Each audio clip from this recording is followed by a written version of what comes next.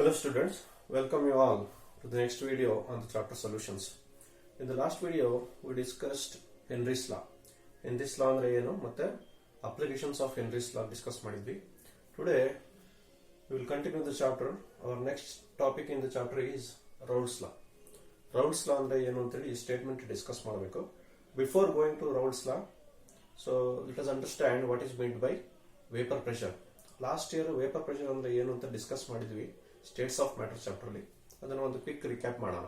So equilibrium chapter ಸಹ ಅದನ್ನ ಹೇಳಿದೀನಿ. ಸೊ ಏನು ವೇಪರ್ ಪ್ರೆಷರ್ ಅಂದ್ರೆ ನಾವಿವಾಗ ಒಂದು ಬೀಕರ್ ತಗೊಳ್ಳೋಣ. ಬೀಕರ್ ಅಲ್ಲಿ ಯಾವುದೋ ಒಂದು ವಾಲಟೈಲ್ ಲಿಕ್ವಿಡ್ ತಗೊಂಡಿದೀವಿ. ಸೊ ವಾಲಟೈಲ್ ಲಿಕ್ವಿಡ್ ಅಂದ್ರೆ ನಿಮ್ಗೆ ಗೊತ್ತಿದೆ. So the liquid which easily undergoes vaporisation, ಅದನ್ನ ನಾವು ವಾಲಟೈಲ್ ಲಿಕ್ವಿಡ್ ಅಂತ ಕರಿತೀವಿ. ಸೊ ಆ ಲಿಕ್ವಿಡ್ ಅನ್ನ ನಾವು ಕ್ಲೋಸ್ಡ್ ಸಿಸ್ಟಮ್ ಅಂತ ಕನ್ಸಿಡರ್ ಮಾಡಿದ್ರೆ, ಈಗ ಬೀಕರ್ ನ ಕ್ಲೋಸ್ ಮಾಡಿದೀವಿ ಅಂತ ಅನ್ಕೊಳ್ಳೋಣ. We have a volatile liquid which is kept in a closed container. Closed container ಒಳಗಡೆ ಇದೆ. ಏನಾಗುತ್ತೆ ಅವಾಗ slowly the liquid in the container starts vaporising. Vapour ಆಗಲಿಕ್ಕೆ ಸ್ಟಾರ್ಟ್ ಆಗುತ್ತೆ ಅಲ್ವಾ. ಸೊ ವೇಪರ್ ಆಗಿದ್ದು after some time starts condensing. So vapour ಆಗಿದ್ದು ಇಲ್ಲಿ ಹೋಗ್ಬಿಟ್ಟು ಕಂಟೈನರ್ ಲಿಡ್ ಅಲ್ಲಿ ಮತ್ತೆ ಕೂಲ್ ಆಗಿ ಮತ್ತೆ ಅದೇನ್ ಮಾಡುತ್ತೆ, ಕಂಡೆನ್ಸೇಷನ್ ಆಗಲಿಕ್ಕೆ ಸ್ಟಾರ್ಟ್ ಮಾಡುತ್ತೆ. So initially the rate of vaporisation will be high, ಅಂದ್ರೆ ವೇಪರೈಸೇಷನ್ ಆಗುವಂತ ಸ್ಪೀಡ್ ಏನಿದೆ ಅದು ಜಾಸ್ತಿ ಇರ್ತದೆ. After some time so liquid start condensing. So rate of condensation ನಿಧಾನಕ್ಕೆ ಇನ್ಕ್ರೀಸ್ ಆಗುತ್ತೆ. After some time there will be a stage where the rate of vaporisation becomes equal to the rate of condensation. ಅಂದ್ರೆ vapour ಆಗುವಂತ ಲಿಕ್ವಿಡಿನ speed ಮತ್ತೆ condensation ಆಗುವಂತ speed ಎರಡು ಏನಾಗುತ್ತೆ, equal ಆಗುತ್ತೆ. ಆ ಸ್ಟೇಜ್ ನಾವೇನಂತ ಕರಿತೀವಿ, it is called as equilibrium. So last year equilibrium chapter discuss ಮಾಡಿದೀನಿ.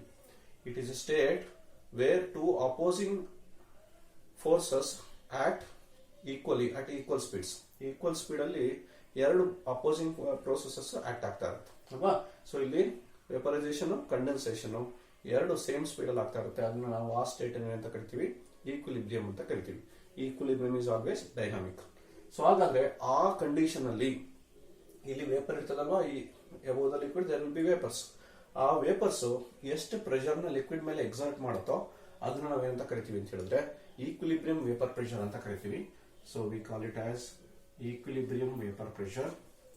ಸೊ ಪ್ರತಿ ಸಲ ನಾವು ಈಕ್ವಿಲಿಬ್ರಿಯಂ ವೇಪರ್ ಪ್ರೆಷರ್ ಅಂತ ಮೆನ್ಷನ್ ಮಾಡ್ಲಿಕ್ಕೆ ಆಗಲ್ಲ, ಹಾಗಾಗಿ we just call it as vapour pressure. It is understood vapour pressure is always expressed at equilibrium. Equilibrium ಅಲ್ಲಿ ತಗೊಂಡಿರುವಂತ ವ್ಯಾಲ್ಯೂನೇ ಅಂತ ಹೇಳಿ ಅದು understood. Okay, so equilibrium vapour pressure ಅಂತ ಹೇಳ್ಬೋದು ಅಥವಾ ಜಸ್ಟ್ ವೇಪರ್ ಪ್ರೆಷರ್ ಅಂತ ಹೇಳ್ಬೋದು. ಹಾಗಾದ್ರೆ what is mean by vapour pressure R equilibrium vapour pressure? It is the pressure exerted by the vapours of the liquid. So it is the pressure exerted by the vapours on the liquid at equilibrium. So equilibrium stage ಅಲ್ಲಿ ಒಂದು ಲಿಕ್ವಿಡಿನ vapours ಆ liquid ಮೇಲೆ ಎಷ್ಟು pressure ನ exert ಮಾಡುತ್ತೆ ಅನ್ನೋದನ್ನ ನಾವೇನಂತ ಕರಿತೀವಿ, we call it as equilibrium vapour pressure or simply you call it as vapour pressure.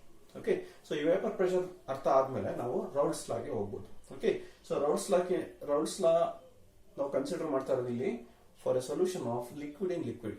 Liquid in liquid ಅಂದ್ರೆ ಏನಂತ ಗೊತ್ತಿದಲ್ವಾ. ಸೊ ಸಾಲ್ವೆಂಟ್ ಟು ಸಾಲ್ ಲಿಕ್ವಿಡ್, ಸಾಲ್ವೆಂಟ್ ಟು ಸಾಲ್ ಲಿಕ್ವಿಡ್, ಎರಡು ಲಿಕ್ವಿಡ್ ನ ಮಿಕ್ಸ್ ಮಾಡಿದಾಗ ಬರುವಂತ ಸೊಲ್ಯೂಷನ್ ಅನ್ನು ನಾವು solution of liquid in liquid ಅಂತ ಕರಿತೀವಿ. ಸೊ ಆ ತರದ್ದು ವಾಲಟೈಲ್ ಲಿಕ್ವಿಡ್ಸ್, ಎರಡು ವಾಲಟೈಲ್ ಲಿಕ್ವಿಡ್ಸ್ ನ ಮಿಕ್ಸ್ಚರ್ ನ ಅಥವಾ ಸೊಲ್ಯೂಷನ್ ನ ತಗೊಂಡಿದ್ದೀವಿ. ಸರಿನಾ? ಫಾರ್ ಎಕ್ಸಾಂಪಲ್ ವಾಟರ್ ಮತ್ತೆ ಆಲ್ಕೋಹಾಲ್ ಅನ್ಕೊಳ್ಳಿ. ವಾಟರ್ ಮತ್ತೆ ಆಲ್ಕೋಹಾಲ್ ಎರಡನ್ನು ಮಿಕ್ಸ್ ಮಾಡಿದಾಗ ನಮಗೆ ಹೋಮೋಜಿನಿಯಸ್ ಮಿಕ್ಸ್ಚರ್ ಬರುತ್ತೆ, ಒಂದು ಸೊಲ್ಯೂಷನ್ ಬರುತ್ತೆ. ಸೊ ಆ ತರದ ಒಂದು ಸೊಲ್ಯೂಷನ್ ತಗೊಂಡಿದ್ದೀವಿ. Okay, so for that Raoult's law so helps us to find out the vapour pressure. Vapour pressure ನ ಫೈಂಡ್ ಔಟ್ ಮಾಡ್ಲಿಕ್ಕೆ ಹೆಲ್ಪ್ ಮಾಡುತ್ತೆ. ಏನ್ ಹೇಳುತ್ತೆ ರೌಲ್ಟ್ಸ್ ಲಾ ಅಂತ ಹೇಳಿ ಸ್ಟೇಟ್ಮೆಂಟ್ ನೋಡೋಣ.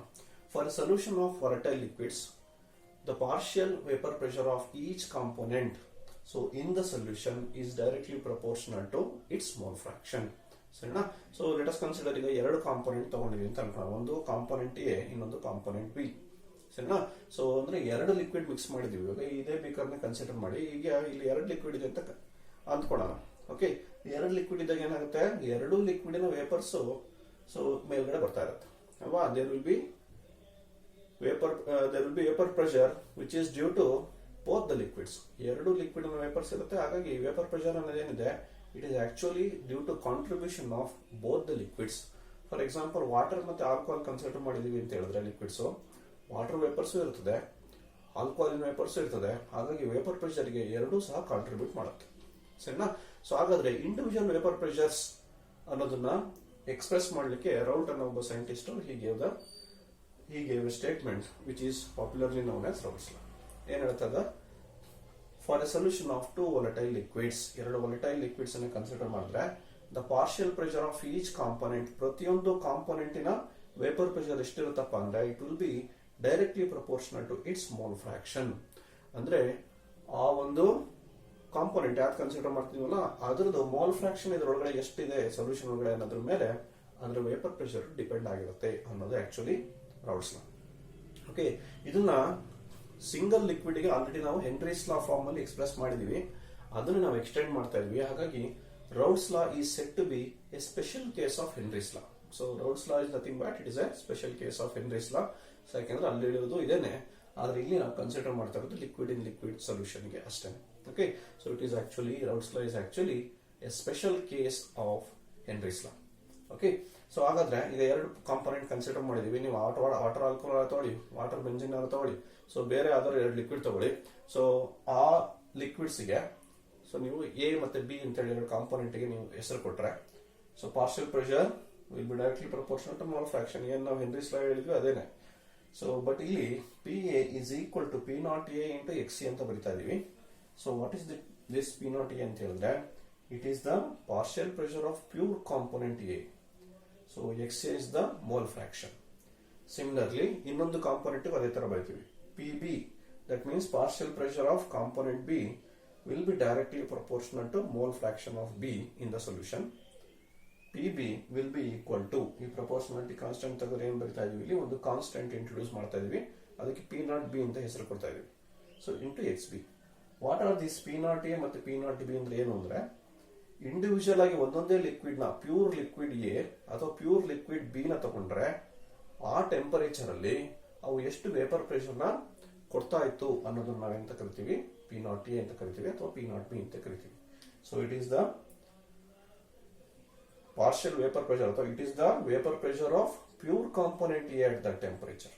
Similarly P naught B is the vapour pressure of pure component B at that temperature. Okay, so ಇದೆರಡು individual ಆಗಾಯ್ತು. So this is the partial vapour pressure of A, this is the partial vapour pressure of B. Okay, ಹಾಗಾದ್ರೆ mixture total vapour pressure it will B expressed according to Dalton's law of partial pressure. Total vapour pressure ಏನಾಗಿರುತ್ತೆ ಯಾವಾಗಲೂ ಎರಡು component vapour pressure ನ ಸೇರಿಸಿದಾಗ it will be the addition of individual vapour pressures. That is nothing but total vapour pressure P total will be equal to P A and P B. Okay, further P total will be equal to P naught A ಬದಲಿಗೆ ಬರೀಬಹುದು ನಾವು P naught A into X A ಬರೀಬಹುದು, ಇಲ್ಲಿ ಬರೀದ್ವಿ. Similarly P B ಏನ್ ಬರೀಬಹುದು ನಾವು P naught B into X P ಬರೀಬಹುದು.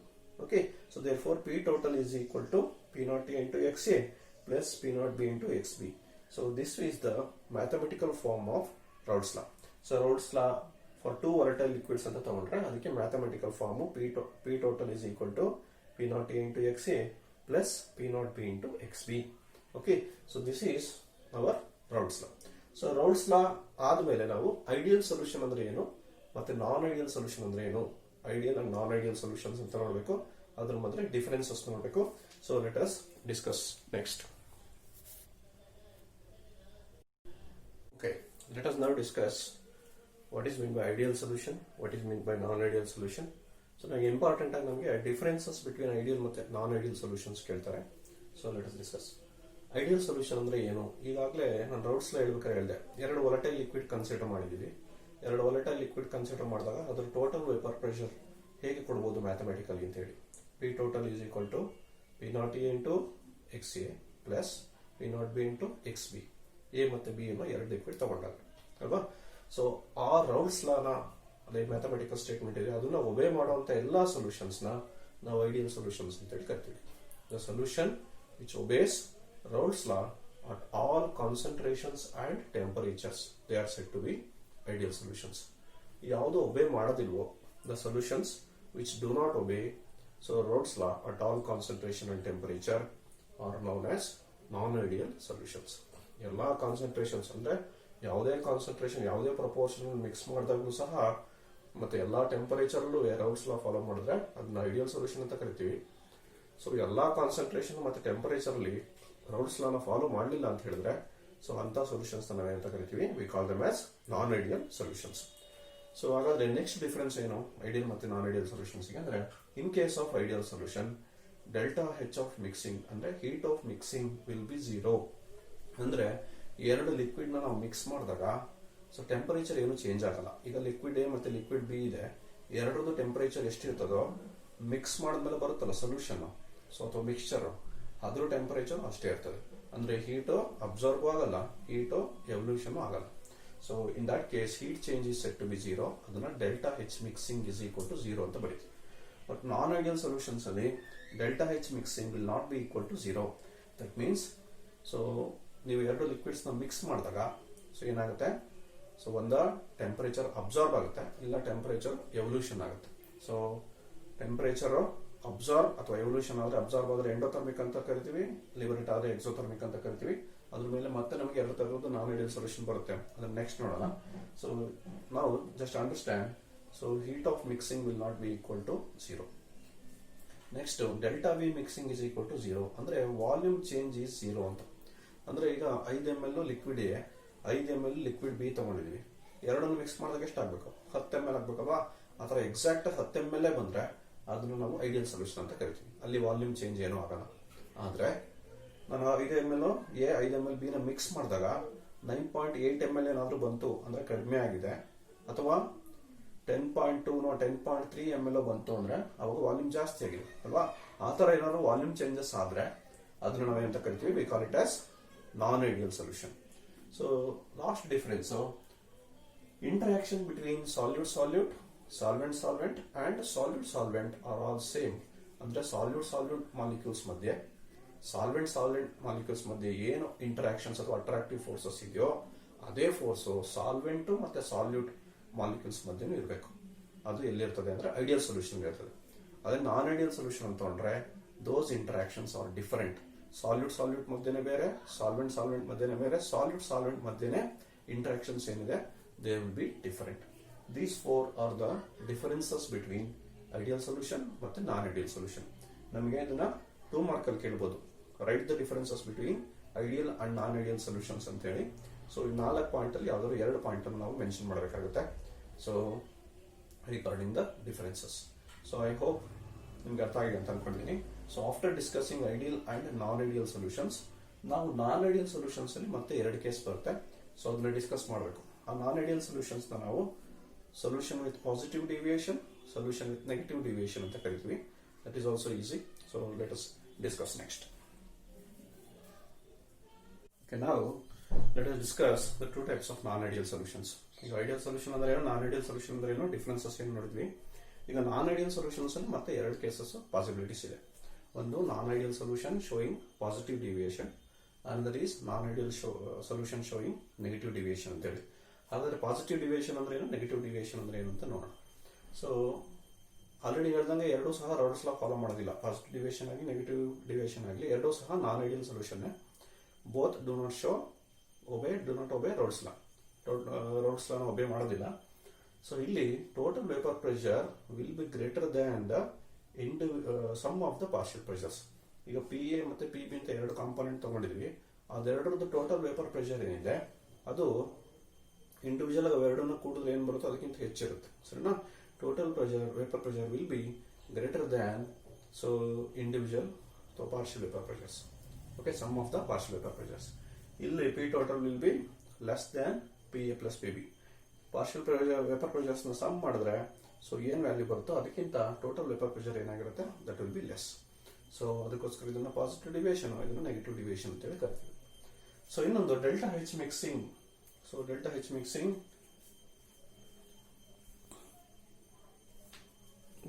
Mixing so miss ಆಗಿದೆ. ಸೊ ಡೆಲ್ಟಾ ಹೆಚ್ ಮಿಕ್ಸಿಂಗ್ ಏನಾಗಬೇಕು ಇಲ್ಲಿ, delta H mixing is greater than 0 here. So delta H mixing is greater than 0 in case of solution with positive deviation. Second case ಅಲ್ಲಿ delta H mixing is less than 0. This is less than 0. Similarly, delta V mixing is greater than 0 in case of solution with positive deviation. So delta V mixing is less than 0 in case of non ideal solution with negative deviation. So ಹಾಗಾದ್ರೆ ಏನು ಅಂತ ನೋಡೋಣ. So delta H mixing is greater than 0 ಅಂದ್ರೆ ಅರ್ಥ ಏನಪ್ಪ ಅಂದ್ರೆ delta H is positive ಅಂತೇಳಿ. ಇನ್ನು ಹೋದ ವರ್ಷ ನೀವು ಥರ್ಮೋಡೈನಮಿಕ್ಸ್ ಓದಿರ, ಡೆಲ್ಟಾ ಹೆಚ್ ಪಾಸಿಟಿವ್ ಇದ್ರೆ ಅದನ್ನ ಎಂಡೋಥರ್ಮಿಕ್ ಅಂತ ಕರಿತೀವಿ. ಅಂದ್ರೆ ಎರಡು ಸೊಲ್ಯೂಷನ್ ಮಿಕ್ಸ್ ಮಾಡಿದಾಗ ಬರುತ್ತಲ್ಲ ಸೊಲ್ಯೂಷನ್, ಅದರ ಟೆಂಪರೇಚರ್ ಡಿಕ್ರೀಸ್ ಆಗುತ್ತೆ. ಅಂದ್ರೆ ಹೀಟ್ ಅಬ್ಸಾರ್ಬ್ ಆಗುತ್ತೆ. ಎರಡು ಲಿಕ್ವಿಡ್ ನ ಮಿಕ್ಸ್ ಮಾಡಿದಾಗ ಬರುವಂತ ಸೊಲ್ಯೂಷನ್ ಏನಿದೆ, it's temperature will be less, that means heat is absorbed. So ಅಂತ ಕೇಸಲ್ಲಿ ಏನಾಗಿರುತ್ತೆ, delta H mixing will be greater than 0. ಸರಿನಾ? ಸೊ ಅಂದ್ರೆ ಪಾಸಿಟಿವ್ ವ್ಯಾಲ್ಯೂ ಬರುತ್ತೆ. ಡೆಲ್ಟಾ ಹೆಚ್ ಮಿಕ್ಸಿಂಗ್ ಅಂದ್ರೆ ಹೀಟ್ ಆಫ್ ಸೊಲ್ಯೂಷನ್ ಏನಿದೆ ಎರಡನ್ನು ಮಿಕ್ಸ್ ಮಾಡಿದಾಗ ಅದು ಲೆಸ್ ದನ್ 0 ಇರುತ್ತೆ. ಇಲ್ಲಿ in case of solution with negative deviation. That means ಎರಡು ಲಿಕ್ವಿಡ್ಗಳನ್ನ ನೀವು ಮಿಕ್ಸ್ ಮಾಡಿದಾಗ ಏನಾಗುತ್ತೆ, ಅಲ್ಲಿ temperature will be evolved. So temperature heat will be liberated.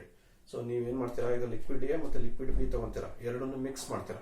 Mix ಮಾಡಿದಾಗ ಏನಾಗುತ್ತೆ, ಸೊ ಹೀಟ್ ಎವಲ್ಯೂಷನ್ ಆಗೋದ್ರಿಂದ ಟೆಂಪರೇಚರ್ ಏನಾಗುತ್ತೆ, so you will get higher temperature. So the heat of solution will be negative. Delta H is negative. That means it is exothermic. Exothermic earth. Okay. Next difference. Delta V mixing is greater than 0 in case of positive deviation. That means ಆಗಲೇ ಹೇಳಿದೆ ನಾನು, ಏನೋ ಎರಡು liquid ನ mix ಮಾಡಿದಾಗ ಈಗ 5 ml ಗೆ 5 ml B ಎರಡು ಲಿಕ್ವಿಡ್ ನ ಮಿಕ್ಸ್ ಮಾಡ್ತಾ ಇದ್ದೀರಾ, ಟೋಟಲ್ 10 ml ಬರಲ್ಲ. ಏನಾಗಿರುತ್ತೆ, 10.2 10.3 ಬರ್ಬೋದು. ಸರಿನಾ? ಸೊ ಏನಾಗಿದೆ, ಹೈಯರ್ ವ್ಯಾಲ್ಯೂ ಬಂದಿದೆ. ಸೊ ಹಾಗಾಗಿ ಏನಾಗಿರುತ್ತೆ, there will be increase in the volume. That is we call it as delta V is greater than 0. ಇಲ್ಲಿ delta V mixing is less than 0. That means 5 ml 5 ml 5 ml A 5 ml B mix ಮಾಡಿದಾಗ ಏನಾಗಿರುತ್ತೆ, ಬರುವಂತ solution ನ volume ಏನಾಗಿರುತ್ತೆ, that will be less than 10. So that means 9.7 ಬರ್ಬೋದು, 9.8 ಬರ್ಬೋದು, so 9.9 ಬರಲಿ. 0.1 decrease ಆದ್ರೆ that is a decrease. So ಅದನ್ನು ನಾವೇನಂತ ಕರಿತೀವಿ, so delta V mixing is less than 0 in case of solution with negative deviation. ಹಾಗಾದ್ರೆ ಇಲ್ಲಿ ಏನಾಗಿರುತ್ತೆ ಅಂದ್ರೆ ಇಂಟರಾಕ್ಷನ್ ಬಿಟ್ವೀನ್ ಸಾಲ್ಯೂಟ್ ಮತ್ತೆ ಸಾಲ್ವೆಂಟ್, ಸಾಲ್ಯೂಟ್ ಮತ್ತೆ ಸಾಲ್ವೆಂಟ್ ಅಥವಾ ಎರಡು ಕಾಂಪೋನೆಂಟ್ ಏನ್ ಮಿಕ್ಸ್ ಮಾಡ್ತಿದೀವಲ್ಲ ಅವೆರಡು, ಅವುಗಳ ಮಧ್ಯೆ ಇಂಟರಾಕ್ಷನ್ ಏನಾಗಿರುತ್ತೆ ಅಂದ್ರೆ it will be weaker when compare to the interaction in individual components. Individual ಆಗಿ components molecules of A, individual ಆಗಿ ಮಾಲಿಕ್ಯೂಲ್ಸ್ ಆಫ್ ಬಿ ಮಧ್ಯೆ ಏನ್ ಇಂಟರಾಕ್ಷನ್ಸ್ ಇದೆಯೋ ಅದು ಎ ಮತ್ತೆ ಬಿ ಮಧ್ಯೆ ಏನ್ ಇಂಟರಾಕ್ಷನ್ಸ್ ಇದೆ ಅದಕ್ಕಿಂತ ಜಾಸ್ತಿ ಸ್ಟ್ರಾಂಗ್ ಇರುತ್ತೆ. ಅಥವಾ ಸಾಲ್ವೆಂಟ್ ಮತ್ತೆ solvent interactions, so that will be weak compare to solute and solvent interactions. ಅದು ಇಲ್ಲಿ ಏನಾಗಿರುತ್ತೆ, reverse.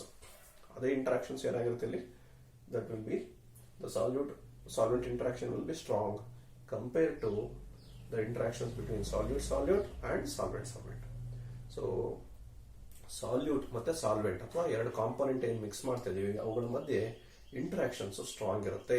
So that is why so the attractive forces are interactions between solute-solvent will be more compared to those of solute and solvent. So these are the differences between non-ideal solutions showing positive deviation and non-ideal solutions showing negative deviation. ಇದು 4 differences. Examination ಅಲ್ಲಿ ನಮಗೆ ಇಲ್ಲೂ ಸಹ 2 differences ನ ಕೇಳಬಹುದು, ಅಥವಾ ಇದ್ರ ಮೇಲೆ ಯಾವ್ದಾದ್ರು ಕ್ವಶನ್ ಫ್ರೇಮ್ ಮಾಡಬಹುದು. ನಮಗೆ ಇನ್ನೊಂದು ಡಿಫರೆನ್ಸ್ ಬರೆಯೋದಾದ್ರೆ ನಾವು, ಸೊ ಫಿಫ್ತ್ ಡಿಫರೆನ್ಸ್ ಏನ್ ಬರ್ಬೋದು ಅಂದ್ರೆ, non ideal solution showing positive deviation they form minimum boiling azeotrope. Minimum boiling, so azeotropes. So ಈ ಪಾಸಿಟಿವ್ ಡಿವಿಯೇಷನ್ ತೋರಿಸುವಂತ ಸೊಲ್ಯೂಷನ್ಸ್ ಏನಿದೆ ಅವು ಮಿನಿಮಮ್ ಬಾಯ್ಲಿಂಗ್ ಅಜಿಯೋಟ್ರೋಪ್ಸ್ ಅಂತ ಫಾರ್ಮೇಶನ್ ಮಾಡುತ್ತೆ. ಅದೇನಂತ ಹೇಳ್ತೀನಿ. So similarly these form maximum boiling azeotropes. Maximum boiling azeotropes. ಇದನ್ನ one more difference ಅಂತ ನಾವು ಕನ್ಸಿಡರ್ ಮಾಡಬಹುದು. Usually solutions showing positive deviation form minimum boiling azeotropes, whereas solutions showing negative deviations form maximum boiling azeotropes. ಇದು ಹೇಳೋದಕ್ಕಿಂತ ಮುಂಚೆ ಅಜಿಯೋಟ್ರೋಪ್ಸ್ ಅಂದ್ರೆ ಏನು ಅಂತ ನಿಮ್ಗೆ ಗೊತ್ತಾಗಬೇಕು. ಅದಾದ್ಮೇಲೆ ಮಿನಿಮಮ್ ಬಾಯ್ಲಿಂಗ್ ಅಂದ್ರೆ ಏನು, ಮ್ಯಾಕ್ಸಿಮಮ್ ಬಾಯ್ಲಿಂಗ್ ಅಂದ್ರೆ ಏನು ಅಂತ ಸೊ ನಾವು ಎಕ್ಸ್ಪ್ಲೈನ್ ಮಾಡೋಣ. ಸೊ ನಿಮಗೆ ಗೊತ್ತಿರಬೇಕಾಗಿರೋದು ಏನಂದ್ರೆ differences between solution with positive deviation and solution with negative deviation. So ಈ ಡಿಫರೆನ್ಸಸ್ ಗೊತ್ತಿರಬೇಕು. ಇದ್ರ ಮೇಲೆ ಏನೇ ಕ್ವಶನ್ ಫ್ರೇಮ್ ಮಾಡಿದ್ರು ಸೊ ನೀವು ಆನ್ಸರ್ ಮಾಡ್ತಾನೆ ಇರಬೇಕು. I hope you understood the differences. So next we will discuss what is meant by azeotrope or azeotropic mixture. Azeotrope ಅಥವಾ azeotropic mixture ಅಂದ್ರೆ ಏನು, ಅದರಲ್ಲಿ ಮಿನಿಮಮ್ ಬಾಯ್ಲಿಂಗ್ ಅಜಿಯೋಟ್ರೋಪ್ ಅಂದ್ರೆ ಏನು, ಮತ್ತೆ ಮ್ಯಾಕ್ಸಿಮಮ್ ಬಾಯ್ಲಿಂಗ್ ಅಜಿಯೋಟ್ರೋಪ್ ಅಂದ್ರೆ ಏನು ಅಂತ so we will discuss it in the next video.